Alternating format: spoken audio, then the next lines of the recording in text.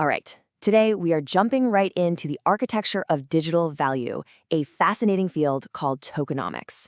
And this whole explainer is built on the incredible work of economist Dr. ARA KARYAN. You should think of tokenomics as the economic blueprint for any digital asset. We're not just talking about launching a coin here, we're talking about designing its purpose, its function, and, well, its entire economy. Now, to really get our heads around this whole thing, we've got to start with a pretty weird question. I know, it sounds a little out there, but seriously, what on earth does a cat in a box have to do with the future of money? Just stick with me on this one, because this famous quantum physics thought experiment, it's actually the key to unlocking how modern digital assets really work. Okay, let's dive into what we're calling the quantum cat economy. I'm sure many of you have probably heard of Schrodinger's cat, right? You seal a cat in a box with a gadget that has a 50-50 shot of killing it. Well, according to quantum mechanics, until we actually open that box and look inside, the cat exists in a state of superposition. It's considered both 100% alive and 100% dead, all at the same time. So how in the world does this connect to tokenomics? Well, this is where Dr. ARA KARYAN draws this brilliant parallel. He suggests that a digital token, before you actually use it, is just like that cat in the box. It exists in a state of multiple potential realities, all at once. It hasn't been defined yet, it just is. And this brings us to a really core concept from ARA KARYAN's work that he calls the superposition of utility. What it means is that a single token holds this hidden potential to be a whole bunch of different things simultaneously. It could be your money, it could be a vote in an election, it could be the key that unlocks a service. Its specific job is only decided at the exact moment you choose to use it. Okay, I get it. That might still feel a little abstract. So let's bring it back down to earth for a second. The best way to really get this is to compare a token to something many of us in business and finance know inside and out, a traditional company share. And this comparison, it really shines a light on why tokens are a completely different species of asset. And this visual just perfectly illustrates that fundamental difference. You've got the share on one side, representing this world of rigid, centralized legal frameworks. It's static. But then on the other side, the token represents a world of flexible, decentralized, and programmable code. You gotta understand, this isn't just some minor update. It's a total paradigm shift in how we even think about value and ownership. So let's break it down even further. A share, it's a legal document. Its function is singular. You own a piece of something. A token, on the other hand, is a piece of programmable code, which means its function can be dynamic and multifunctional. You own a share through some centralized broker. You own a token directly with your own personal key. And transparency? A company might give you a report once a quarter. A token's rules are usually open source, for anyone to see at any time.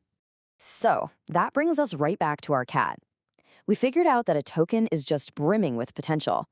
But what happens when we finally open the box by actually using it? What are the main states this quantum potential can collapse into? What can a token actually become? Now, what's really fascinating here is how all these possibilities can coexist inside just one asset. It can be spent like money, used to vote on a project's future, unlock a feature, or even act as collateral. But here's the crucial point. Your action, the decision to spend or vote or stake it, that's the act of observation. That's what collapses all that potential into one single defined function for that specific moment in time. Now, while the possibilities seem endless, they usually collapse into one of three main categories. First up, you've got utility tokens. Think of these as your key. They give you access to a service, like using Filecoin to buy some data storage. Second, you have security tokens. These are your stake. They act a lot like a traditional share, representing ownership. And third, there are governance tokens. These are your voice. Like with Uniswap, they give you voting rights to help shape a project's future. All right, theory is one thing, but let's check out a wild, real-world example that totally leans into the Schrodinger's cat metaphor. This case study is amazing because it shows how a powerful story can grow into real, tangible utility and value. Let's talk about the Schrodinger meme coin. Get this, in 2023, just after it launched, the token's value exploded by over 22,000% in a single day. Now, this wasn't just random noise. It was the market reacting to a really compelling story. The idea that the project's value was both alive and dead, a quantum state of potential that basically dared people to come and see for themselves. Now, I know what you're probably thinking. It's just a meme coin, it's pure hype. And you'd be right to be skeptical at first. But this is where the theory smacks right into practice. The project didn't just stay a meme. They started building a whole ecosystem. They deliberately collapsed that speculative potential into utility potential by creating real tools. The token went from just being a story to being the fuel for a machine that secures funds, launches new projects, and even protects its users. So that case study proves that these dynamic ecosystems don't just happen by accident. They can be engineered. For all the students and entrepreneurs out there watching, let's switch gears from the what to the how. How do you actually go about architecting one of these digital economies from scratch? What are the core design principles you need to know? This is where you see that good tokenomics is really a form of economic engineering.